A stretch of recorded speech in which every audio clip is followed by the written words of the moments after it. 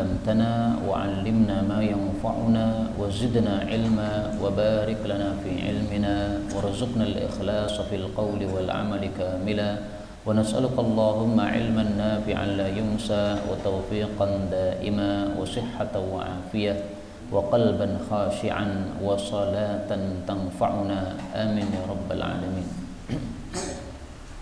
Alhamdulillah kaum muslimin rahimakumullah.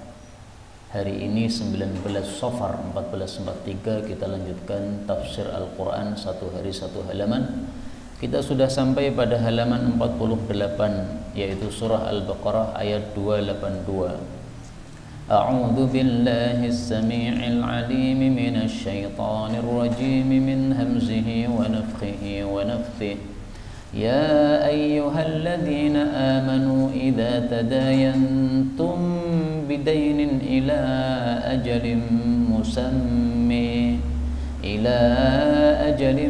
musamman faktubuh wal yaktub bainakum katibun bil 'adl wala yaba katibun an yaktuba kama 'allamahu Allah falyaktub وَلْيُمْلِلِ الَّذِي عَلَيْهِ الْحَقُّ وَلْيَتَّقِ اللَّهَ رَبَّهُ وَلَا يَبْخَسْ مِنْهُ شَيْئًا فَإِنْ كَانَ الَّذِي عَلَيْهِ الْحَقُّ سَفِيهًا أَوْ ضَعِيفًا أَوْ لَا يَسْتَطِيعُ أَنْ يُمِلَّهُ فَلْيُمْلِلْ وَلِيُّهُ بِالْعَدْلِ وَاسْتَشْهِدُوا شَهِيدَيْنِ مِنْ رِجَالِكُمْ فَإِنْ لَمْ يَكُونَا رَجُلَيْنِ فَرَجُلٌ وَامْرَأَتَانِ مِمَّنْ تَرْضَوْنَ مِنَ الشُّهَدَاءِ إِنْ تَضِلَّ إِحْدَاهُمَا فَتُذْكِرَ إِحْدَاهُمَا الْأُخْرَى وَلَا يَأْبَ الشُّهَدَاءُ إِذَا مَا دُعُوا وَلَا تَسْأَمُوا أَنْ تَكْتُبُوهُ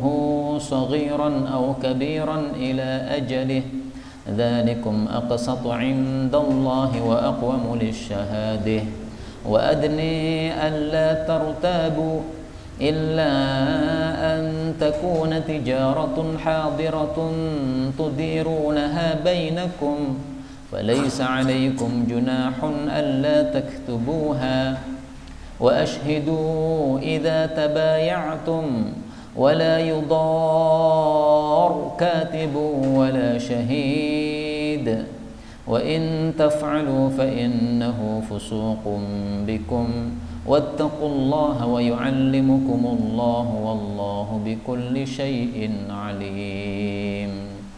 Alhamdulillah Rabbil Alamin. Allahumma arhamna bil Qur'ani amin. Kaum muslimin rahimani wa rahimakumullah.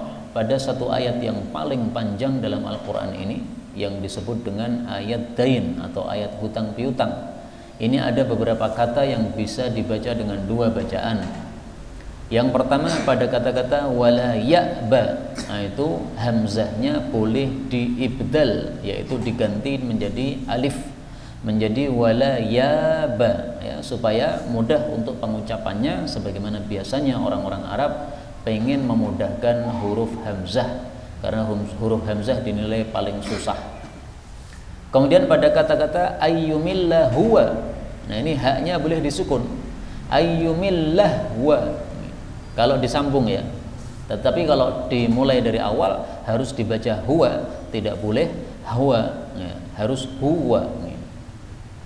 Kemudian antadilla ini boleh dibaca dengan harakat kasrah, intadilla. Kemudian fatudzakkira boleh dibaca fatudhkira. Wala ya'ba ada dua kali ini, wala ya'ba. Kemudian tijaratan hadiratan ini boleh dibaca dhammah, tijaratun hadiratun. Dan ini adalah bacaan mayoritas para ulama ahli qiraat. Dari 10 qiraat yang membaca tan itu hanya satu, yaitu Imam Asim. Selain Asim semuanya membaca tun. 9 qiraah membaca tijaratun hadiratun. Karena itu saya lebih suka membaca dengan apa? Dhammah. Kemudian wala yudarra itu ra-nya boleh disukun, wala yudar. Ya, ra-nya disukun. Boleh juga ditasydid.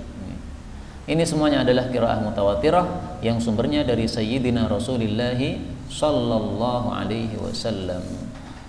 Adapun tafsirnya secara ringkas Allah mengatakan pada surah Al-Baqarah ayat 282, ya ayyuhalladzina amanu, wahai orang-orang yang beriman, idza apabila tadayantum, kalian itu berhutang piutang, bidainin dengan suatu hutang, ila ajalin musamma, sampai waktu yang ditentukan, faktubuhu, maka catatlah hutang tersebut, wal yaktub, dan hendaklah menulis, bainakum, di antara kalian yang melakukan perhutangan tadi, katibun, seorang penulis, bil adli, dengan adil, wala ya'ba, dan janganlah enggan, katibun, seorang penulis, ay yaktuba, untuk menuliskan, kama 'allamahullahu, sebagaimana Allah telah mengajarinya, yaitu mengajari dia bisa menulis, fal yaktuba, maka hendaklah dia menulis. Sampai di sini dulu karena ayatnya panjang, kita potong-potong. Ayat ini menunjukkan beberapa masalah. Masalah pertama, bahwasanya utang piutang di dalam Islam diperbolehkan. Karena di sini Allah mengatakan kalau kalian melakukan hutang piutang, tulislah, berarti hutang piutang boleh. Tapi hutang itu sebaiknya tidak dilakukan kecuali kalau kita memang berkeperluan. Kalau tidak berkeperluan, tidak usah hutang. Kenapa? Karena kalau kita tidak berkeperluan dan kemudian kita melakukan hutang, ini menyebabkan banyak masalah. Masalah pertama, kita akan memikirkan terus utang tersebut sehingga hidupnya jadi kurang nyaman karena ada beban. Masalah yang kedua, sebagaimana sabda Nabi SAW yang diriwayatkan oleh Al-Imam Al-Bukhari, Rasul SAW yad'u fis shalah, biasanya dalam salatnya berdoa, Allahumma inni a'udzubika minal ma'tham wal maghram, ya Allah, aku berlindung dari dosa dan dari hutang.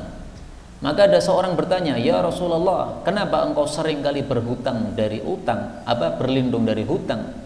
Maka Rasulullah menyebutkan apa fadilah utang.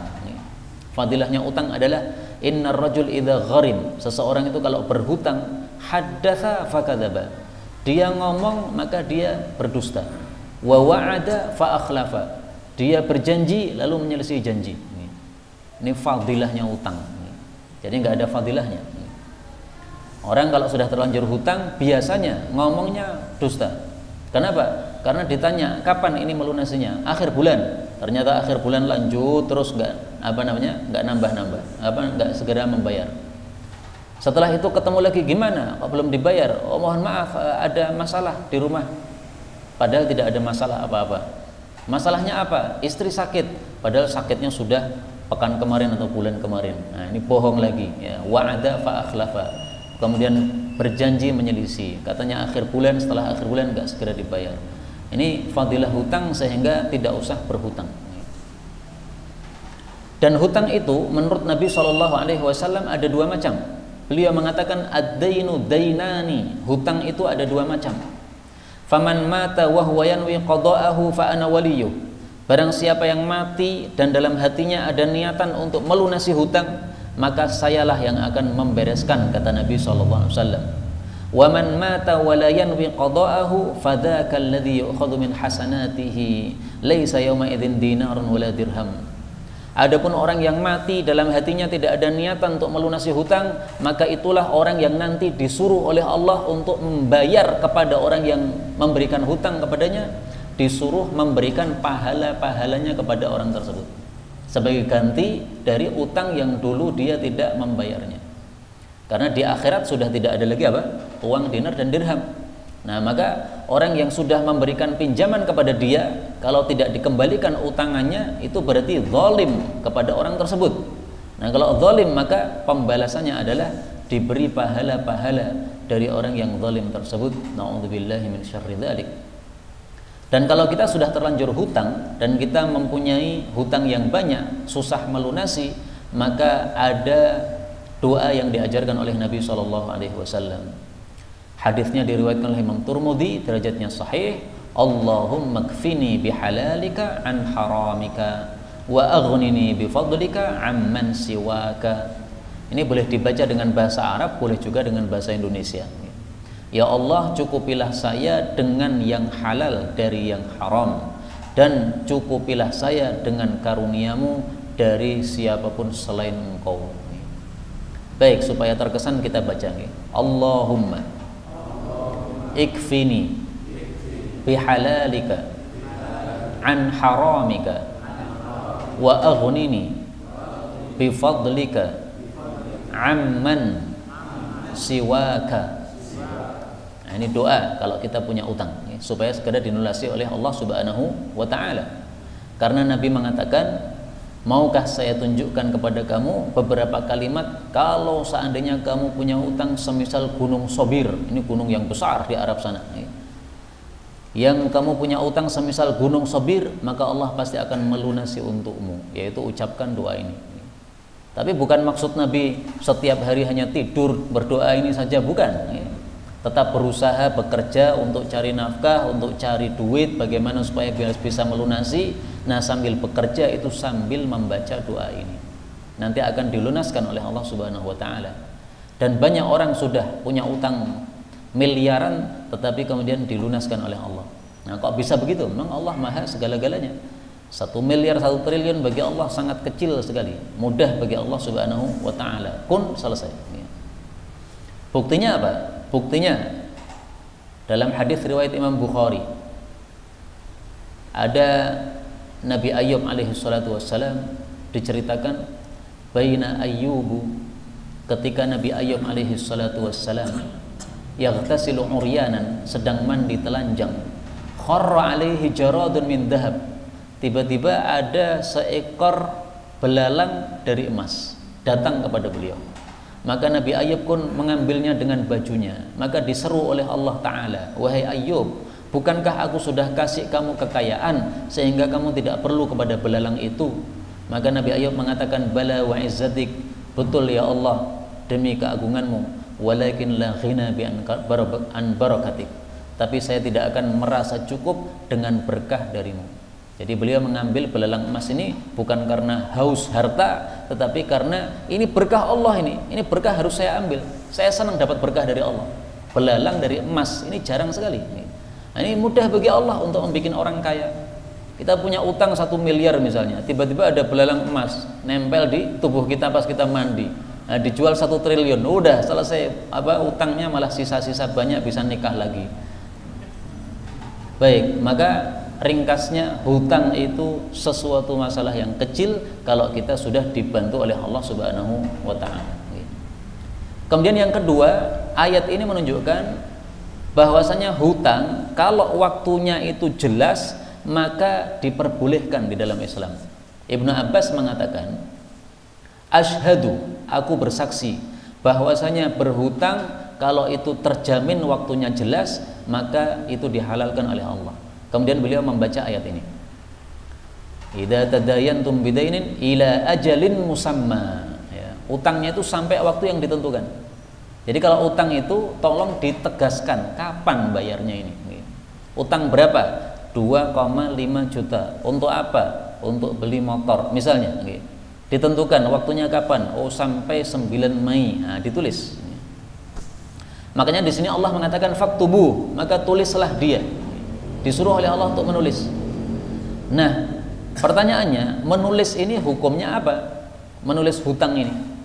Karena kaidahnya mengatakan hukum asal dari perintah adalah wajib. Nah, di sini apakah wajib ataukah sunnah? Mayoritas para ulama mengatakan perintah di sini hukumnya hanya sunnah. Seandainya tidak ditulis, hutang itu tidak berdosa. Kenapa? Karena ayat ini sudah dimansuh kewajibannya dengan ayat berikutnya. Nanti pada ayat 283 akan kita bahas pada pertemuan yang akan datang insyaallah taala. Demikian juga ada hadis Nabi yang menunjukkan bahwa nulis utang itu tidak diwajibkan. Hadisnya atau dalilnya tentang kisah Bani Israel. Rasul sallallahu alaihi wasallam bersabda bahwasanya dulu ada seseorang yang berhutang kepada temannya. Ini zaman dulu ya, di kalangan orang-orang Bani Israel. Inna rajulan min Bani Israel, ada seseorang Bani Israel, sa'ala ba'da Bani Israel ayyuslifahu alfa dinar, minta kepada sebagian Bani Israel yang lain untuk dipinjami uang 1000 dinar. 1 dinar itu sekitar 4 juta sekarang. Nah ini 1000 kalinya, besar ini berarti. Faqala, maka dia mengatakan, itini bisyuhada, kalau begitu datangkan saksi, ini uangnya banyak ini. Ashhidhum, supaya bisa kita saksikan kepada mereka, atau ushhiduhum, aku akan persaksikan kepada mereka. Maka orang ini mengatakan, kafa billahi syahida, Allah itu sudah cukup sebagai saksi, nggak perlu saksi. Qala fa'tini bil kafil, kalau begitu datangkan seorang kafil, yaitu orang yang menanggung. Kalau kamu nanti tidak membayar, maka dia yang nanggung. Qala kafa billahi wakila, Allah cukup sebagai pengurus. Maka orangnya mengatakan, sadaqta, kamu benar.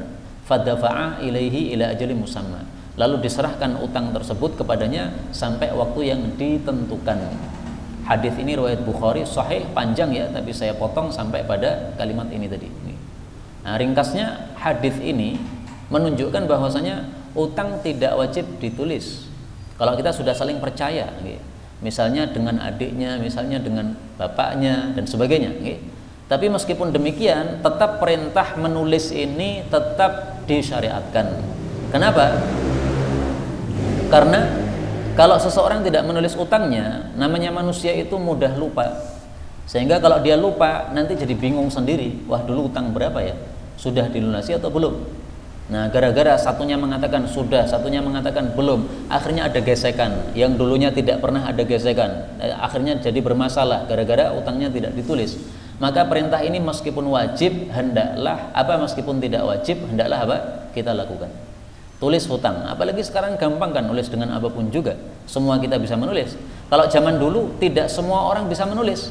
Karena itulah Allah di sini mengatakan, hendaklah menuliskan di antara kalian seorang penulis yang dengan adil. Jadi saya dengan teman saya melakukan utang piutang, yang nulis siapa? Orang lain. Kenapa disuruh yang nulis orang lain? Karena zaman dulu tidak banyak orang yang bisa nulis. Nah, sehingga saya yang meminjami uang tidak bisa nulis, yang saya pinjami nggak bisa nulis, cari orang untuk nulis. Nah, sekarang sudah banyak yang bisa nulis, saya bisa nulis, orang yang saya pinjami bisa nulis, hendaklah dicatat. Meskipun itu teman sendiri, meskipun bapak sendiri, meskipun anak sendiri, ditulis. Kita melakukan menulis ini mendapatkan pahala dari Allah Subhanahu wa Ta'ala. Kemudian di sini Allah mengatakan, jangan sampai seorang yang bisa menulis itu enggan untuk menulis. Sebagaimana dia sudah diajari oleh Allah untuk bisa menulis, maka hendaklah dia menuliskan. Jadi maksudnya orang yang bisa nulis, kalau diminta tolong ini kami dicatatkan, ini ada utang piutang, kami nggak bisa nulis. Nah, hendaklah orang yang bisa nulis itu datang ke situ, ke tempat yang diinginkan, kemudian menuliskan, membantu utang piutang tersebut. Tidak usah minta bayaran. Kalaupun minta bayaran boleh tidak? Ya boleh, namanya memberi manfaat atau jasa itu boleh untuk minta bayaran. Tetapi di sini Allah katakan kama 'allamahullah. Sebagaimana kamu sudah diajari oleh Allah, maka sedekahlah kamu kepada orang lain, yaitu dengan cara menuliskan apa yang dibutuhkan untuk dituliskan. Maka ini mengingatkan saya kepada nasihat salah satu guru saya dari Yaman, Syekh Ahmad Asy-Syihabi. Beliau mengatakan kepada saya, "Alim majjanan kama 'ullimta majjanan." Ajarkanlah ilmu secara gratisan sebagaimana engkau diajari oleh Allah secara gratisan. Kita diajari oleh Allah bisa membaca, ini kan gratis ini, nggak membayar. Apakah kita membayar sama Allah? Ya memang kita membayar di sekolah dulu, tapi sama Allah tidak membayar sama sekali. Dan hakikatnya yang memberi ilmu itu bukan bu guru, bukan pak guru, bukan sekolah, tapi Allah Subhanahu wa Ta'ala. Buktinya ada orang yang sekolah tapi nggak paham-paham. Nah, berarti karena tidak diberi ilmu oleh Allah Subhanahu wa Ta'ala.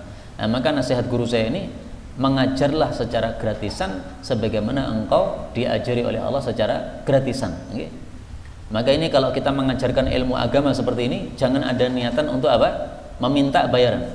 Meskipun kalau diberi boleh, dibayar boleh. Meskipun kalau kita minta bayaran juga boleh sebenarnya, berdasarkan hadis yang kemarin sudah kita bahas ya, bahwasanya paling berhaknya kita untuk mengambil upah adalah mengajarkan kitabullah. Tetapi paling bagusnya memang alim majjanan kama 'ullimta majjanan. Kemudian dari kata-kata falyaktub, hendaklah dia menulis. Ini guru saya Ustaz Mudzakir hafizahullah mengambil kesimpulan bahwasanya ayat ini secara tidak langsung menghasung kita untuk belajar menulis. Jadi di sini tidak ada kata-kata ya belajarlah menulis, nggak ada. Tapi kata beliau secara tidak langsung ini isyarat supaya kita itu belajar menulis. Kenapa? Supaya kita bisa bermanfaat kepada orang lain. Ada orang lain tidak bisa nulis, nah kita bisa membantu dia. Sebagaimana sabda Nabi SAW, Inna minas sadaqah, sesungguhnya termasuk sedekah antasna'a li akhraq, bahwasanya engkau berbuat sesuatu untuk orang yang tidak bisa berbuat. Dia tidak bisa nulis, kita menuliskan. Itu namanya tasna' li akhraq. Itu termasuk sedekah seperti itu. Jadi sedekah tidak harus dengan duit, dengan uang, tidak. Sedekah bisa dengan jasa kita. Tapi kita lanjutkan. Kemudian Allah mengatakan wal yumlil, dan hendaklah mendiktekan alladzi, orang yang alaihil haqqu, mempunyai tanggungan hutang, wal yattaqillah, dan hendaklah dia bertakwa kepada Allah rabbahu, yaitu Rabbnya, wala yabkhas, dan janganlah dia mengurangi minhu, dari hutang tersebut, syai'an, sedikit pun. Jadi maksudnya kalau saya berhutang kepada seseorang, nah hutang saya berapa, hendaklah saya diktekan kepada penulis tadi. Saya namanya Abu Zaidan berhutang kepada Bapak Fulan jumlah sekian. Nah sekian itu jangan dikurangi, la yabkhas. Kalau mengurangi meskipun sedikit saja itu sudah satu kezaliman, itu termasuk dosa yang tidak sepele di hadapan Allah Subhanahu wa taala. Maka di sini Allah mengatakan syai'an, ya. Syai'an itu sedikit pun, jangan dikurangi sedikit pun. 100 rupiah zalim, tidak boleh. Utangnya 100 juta, hanya dikurangi 1000 rupiah, itu sudah zalim, haram hukumnya. Dan Rasul SAW bersabda, babani mu'ajjalani uqubatuhuma fid dunya. Ada dua pintu yang disegerakan oleh Allah hukumannya di dunia. Al-baghyu, zalim, wal uququ, dan durhaka kepada orang tua. Hadis riwayat Hakim sahih. Nah, maka kalau mendolimi harta seseorang, hutang kemudian ditulis mengurangi sedikit, ini sudah nanti akan dihukum, dibalas oleh Allah di dunia, disegerakan. Na'udzubillahi min syarri dzalik. Belum lagi hukuman di akhirat, itu lebih ngeri lagi. Tapi di dunia sudah dihukum oleh Allah Subhanahu wa taala. Kita lanjutkan.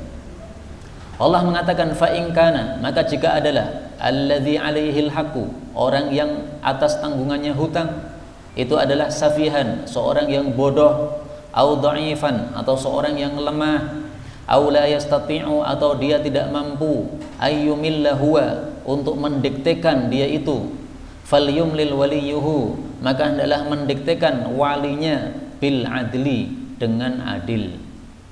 Jadi misalnya orang yang punya utang tadi adalah orang yang safih, bodoh, misalnya orang yang gila, mikirnya enggak sempurna, atau setengah gila, atau kadang-kadang gila, kadang-kadang normal, atau dia dhaif, masih kecil, atau dia mikirnya kadang-kadang pikun. Nah, ini pokoknya dia bodoh atau lemah sehingga tidak mampu untuk mendiktekan. Nah, maka hendaklah yang mendiktekan jangan dia. Karena kalau dia yang mendiktekan nanti isinya ngawur. Nah, hendaklah yang mendiktekan siapa? Walinya. Dia punya bapak, nah bapaknya yang mendiktekan. Atau dia punya suami, suaminya yang mendiktekan. Dia punya wali atau pengurus, misalnya ustadznya, karena dia dimasukkan di pesantren misalnya. Nah, berarti kiainya yang mendiktekan dengan adil. Kemudian Allah mengatakan wastashhidu, dan carilah saksi, syahidaini, dua orang saksi, mirrijalikum, dari laki-laki kalian. Nah, ini perintah yang kedua. Perintah pertama, kalau ada utang piutang dicatat. Hukumnya apa? Sunnah, tidak wajib. Perintah kedua, carilah saksi untuk utang piutang. Dua orang lagi-lagi dari kalangan laki-laki kalian. Berarti syaratnya saksi ada 3. Pertama, dia harus 2 orang, tidak boleh kurang. Yang kedua, dia harus laki-laki, jangan perempuan. Yang ketiga, dia harus dari kalangan umat Islam. Kalian itu berarti apa? Umat Islam. Masih ada syarat lagi yang keempat, yaitu harus orangnya punya sifat adil. Adil itu tidak fasik. Fasik itu pelaku dosa besar, itu fasik. Maka kalau saksinya adalah seorang yang suka minum minuman keras, ini tidak sah, tidak boleh. Saksinya ini adalah seorang yang suka berzina, naudzubillah, ini tidak boleh, tidak sah. Harus dia apa? Orang yang adil atau tidak fasik. Nah, perintah untuk mendatangkan saksi 2 orang dalam utang piutang hukumnya apa? Wajib atau sunnah? Ini sama juga menurut mayoritas para ulama, hukumnya hanyalah sunnah. Sehingga kalau tidak didatangkan 2 orang saksi, ini tidak berdosa. Dalilnya apa bahwasanya hukumnya sunnah? Dalilnya hadis yang panjang diceritakan dalam Sunan Abu Dawud bahwasanya Rasulullah Shallallahu Alaihi Wasallam pernah berhutang tetapi tidak ada saksi, sehingga orang yang menghutangi kepada Nabi Shallallahu Alaihi Wasallam kemudian membantah apa yang dilakukan oleh Rasulullah Shallallahu Alaihi Wasallam. Tapi akhirnya Rasul Shallallahu Alaihi Wasallam dibantu oleh sahabatnya. Kita lanjutkan. Allah mengatakan fa illam yakuna, apabila tidak ada rajulaini 2 orang laki-laki, farajulun, maka diganti 1 orang laki-laki dewasa, wa imra'atani, dan 2 wanita dewasa, mimman tardawna, dari kalangan orang-orang yang kalian ridhoi, minasyuhada'i, dari para saksi-saksi.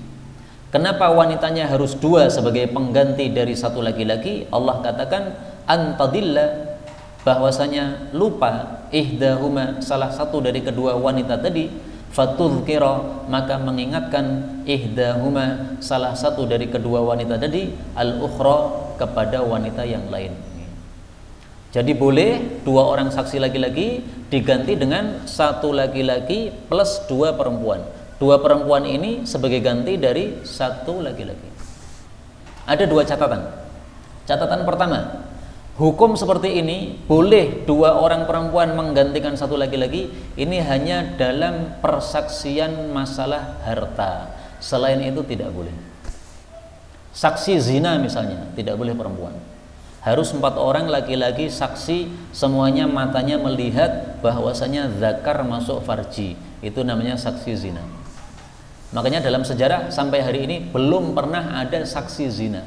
Susah Pak melihat masuk itu, susah. Apalagi harus 4 orang. Lagi cari orang udah selesai, ada. Atau cari orang 4 dapat, tiba-tiba nyengsep dalam selimut, serak ketok blas, itu nggak bisa jadi saksi. Jadi kalau mendapati 2 sejoli laki perempuan masuk selimut melakukan apa nggak ngerti, nggak boleh menjadi saksi bersaksi saya melihat zina, nggak bisa. Zina itu maksudnya harus betul-betul melihat matanya ini masuk dalam zakarnya masuk dalam farji, nggak bisa, susah. Demikian juga dalam masalah-masalah yang lain ya, maling dan sebagainya. Nah, ini saksi minimal 2 orang, harus laki-laki, perempuan nggak bisa. Ini dalam hal harta saja. Karena kalau maling tadi kan masalah potong tangan, nah ini bukan masalah harta. Baik, kemudian catatan yang kedua, ayat ini menunjukkan bahwa perempuan itu nilainya separuh laki-laki dalam bab persaksian. Ini mirip dengan dalam bab masalah warisan. Dalam masalah warisan, perempuan itu nilainya separuh laki-laki, sehingga anak laki-laki dapat jatah 2 kali lipat daripada anak perempuan. Nah, hukum seperti ini tidak boleh kita tolak dengan nalar kita. Misalnya nalar mengatakan dulu memang para wanita itu tidak pada belajar, sehingga rata-rata wanita bodoh, sampai ada Kartini kemudian pura-pura jadi laki-laki, akhirnya dia masuk sekolah, akhirnya dia pinter, akhirnya buka madrasah perempuan. Nah, sekarang perempuan pada pinter-pinter, maka hukum ini boleh diubah, nggak bisa begitu. Ini sudah hukum nas dari Allah. Kalau sudah ada nas, maka tidak boleh kita pakai nalar. Kaidahnya dulu pernah saya sampaikan, la ijtihada fi mauridin nas. Kalau sudah ada nas tegas dari Allah seperti ini, tidak boleh kita pakai nalar kita. Maka meskipun ini perempuan ini doktor semuanya, ini menggantikan 1 laki-laki, tetap harus 2 orang wanita. Dalam hadis yang sahih, Rasulullah Shallallahu Alaihi Wasallam bersabda, fadzalika nuqsanu diniha. Adapun wanita, Allah Subhanahu wa taala menetapkan 2 orang wanita persaksiannya seperti persaksian 1 laki-laki. Fadzalika fahadza nuqsanul aql. Maka itu menunjukkan kurangnya akal wanita. Dan ini kita lihat tampak dalam rata-rata wanita. Mereka biasanya mendahulukan perasaan, sementara laki-laki biasanya mendahulukan akal. Atau ada wanita mau ketabrak langsung menjerit sambil merem.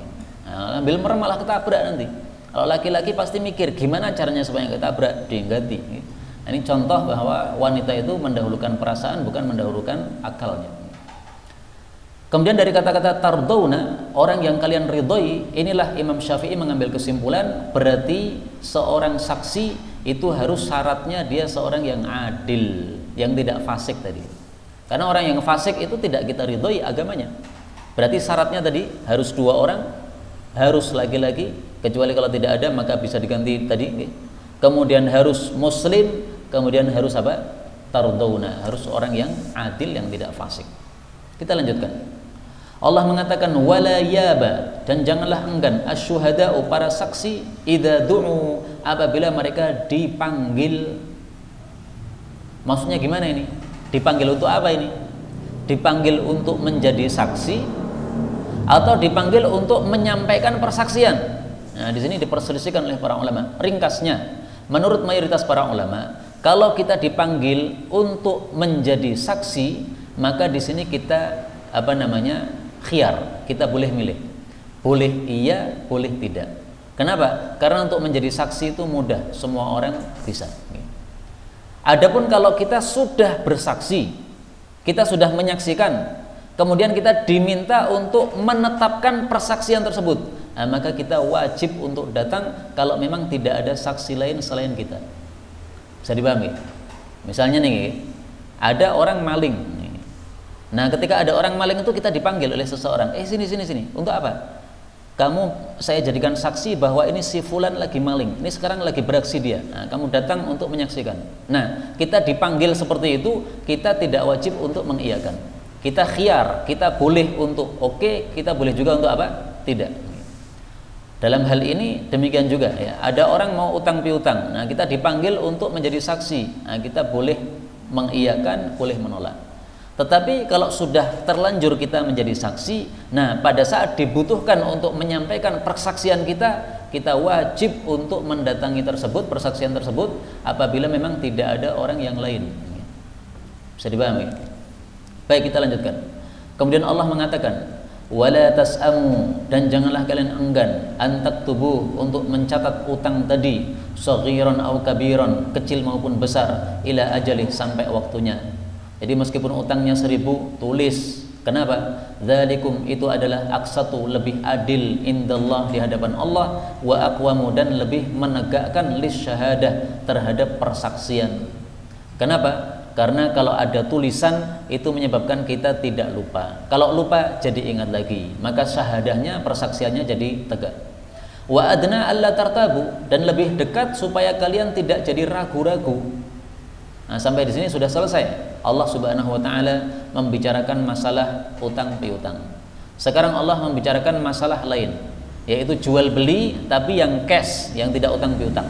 Allah mengatakan, illa, akan tetapi, antakuna, bahwasanya ada, tijaratun hadiratun, perbisnisan atau perjualbelian ya, perdagangan yang hadir itu maksudnya kontan, tudirunaha bainakum, yang kalian itu mengedarkannya di antara kalian, falaisa alaikum junah, maka tidak ada atas kalian dosa, alla taktubuha, untuk tidak mencatatnya.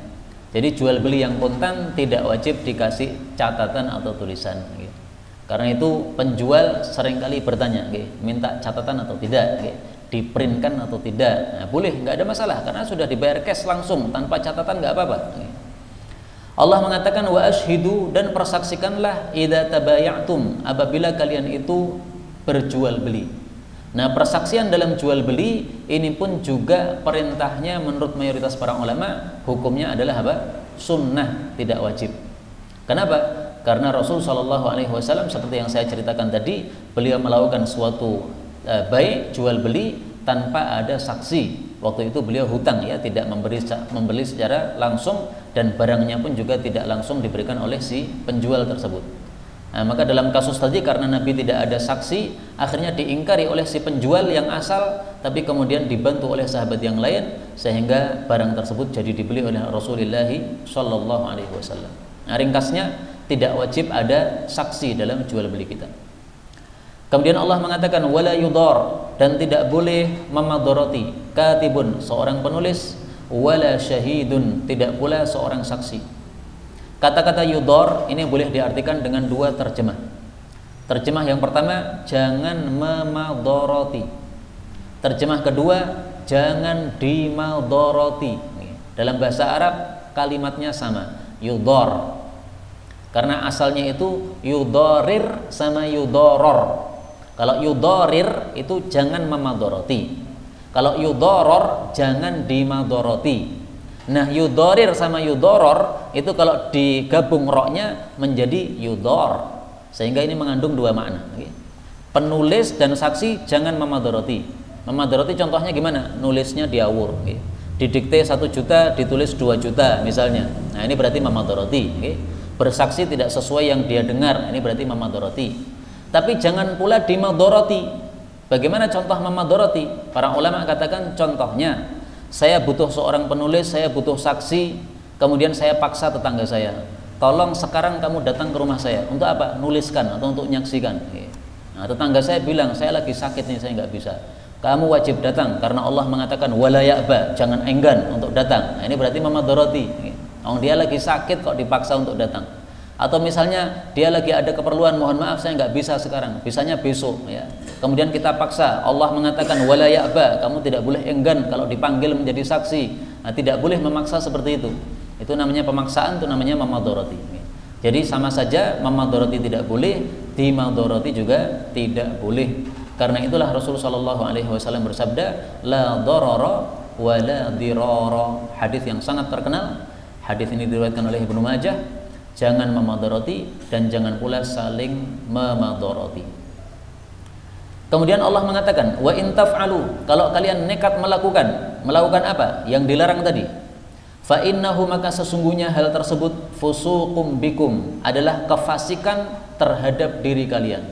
Maksudnya, selama kalian tidak tobat dari perbuatan itu, kalian masih fasik menempel pada diri kalian.